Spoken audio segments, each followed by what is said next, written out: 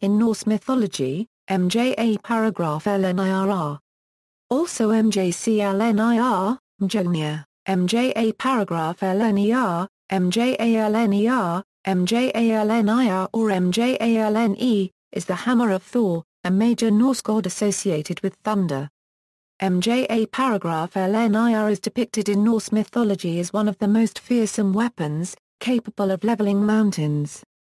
In his account of Norse mythology, Snorri Sturluson relates how the hammer was made by the dwarven brothers Sindri and Brokkr, and how its characteristically short handle was due to a mishap during its manufacture. Name: Mjælnir is usually interpreted as meaning that which smashes, derived from the verb lva to smash. Comparable derivations from the same root meaning hammer are Slavic molot and Latin malus. An alternative suggestion compares the name to Russian th1 quarter th3 quarters th1 half thn and the Welsh word melt. Both words are taken as meaning lightning. This second theory would make Mjælnir the weapon of the storm god identified with lightning, as in the lightning bolt or vara in other Indo-European mythologies.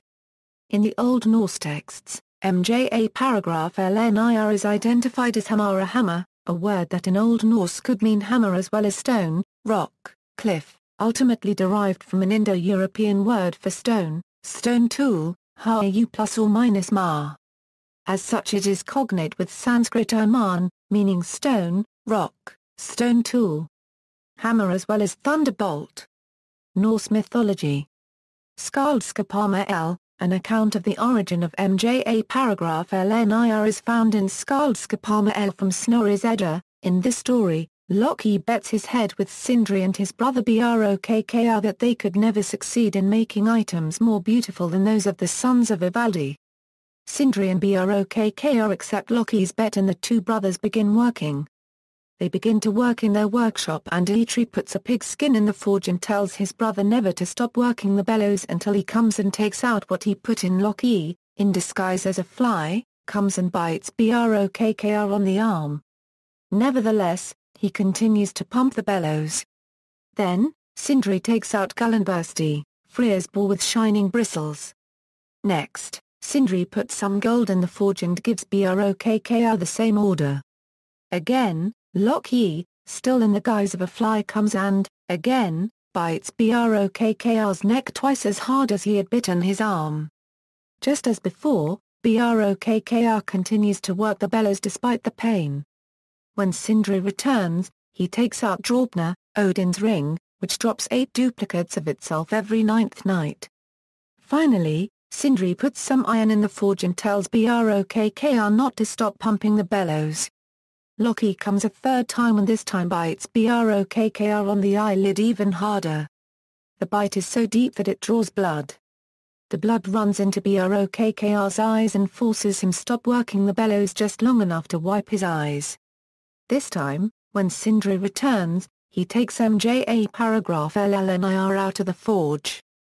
The handle is shorter than Sindri had planned and so the hammer can only be wielded with one hand.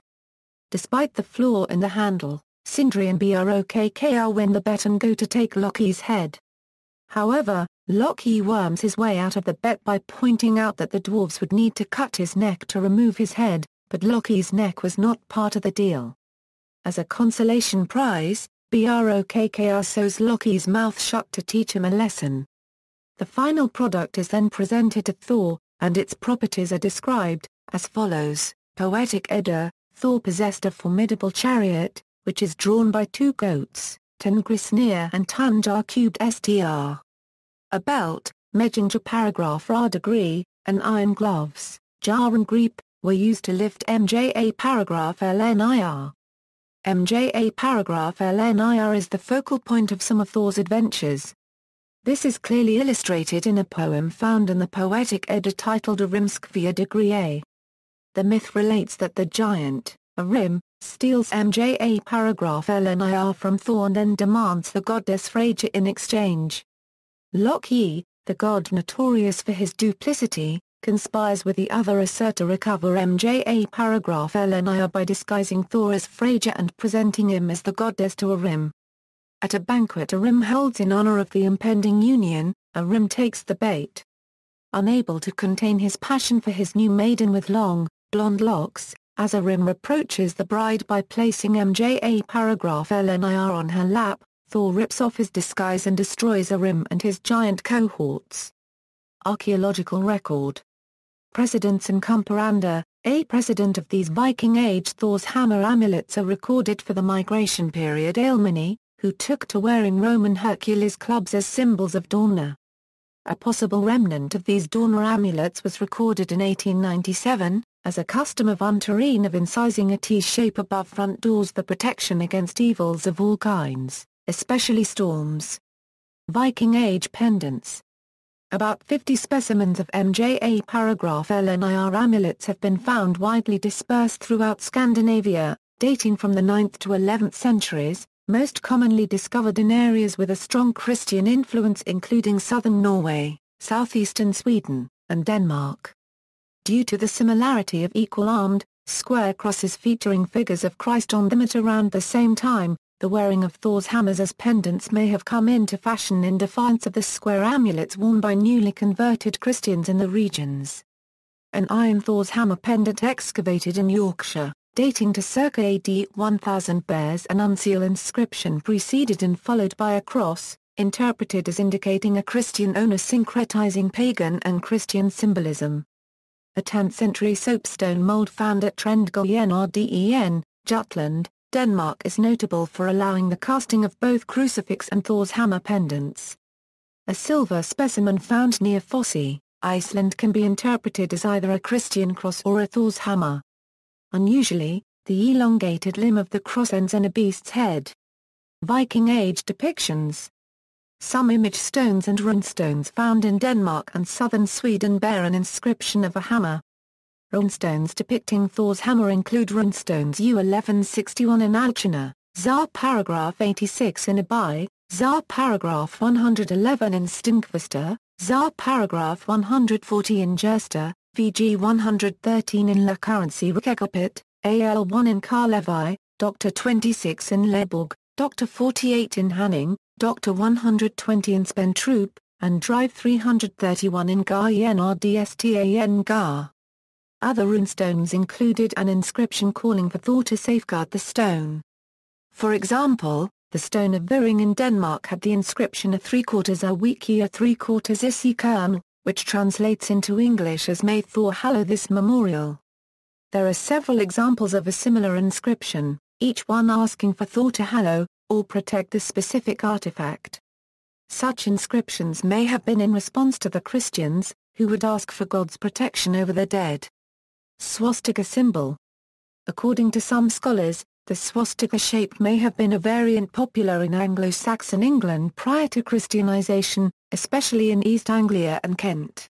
Wilson points out that while the swastika had been vulgarly called in Scandinavia the hammer of Thor, the symbol properly so called had a Y or T shape. Modern usage. Most practitioners of Germanic neo-pagan faiths wear ʻmjʒlnɪər pendants as a symbol of that faith worldwide. Renditions of ʻmjʒlnɪər are designed, crafted and sold by some Germanic neo-pagan groups and individuals. Some controversy has occurred concerning the potential recognition of the symbol as a religious symbol by the United States government.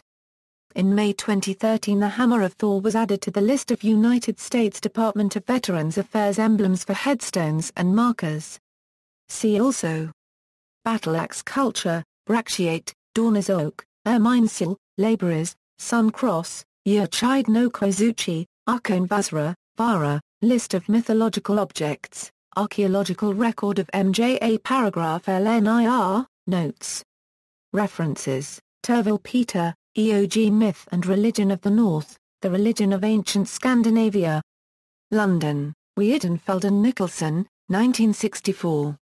External links: A gallery of images of ʻmjʒlnɪər pendants from archaeological finds, National Museum of Denmark. The Hammer of Thor. Past Horizons, June 29, 2014.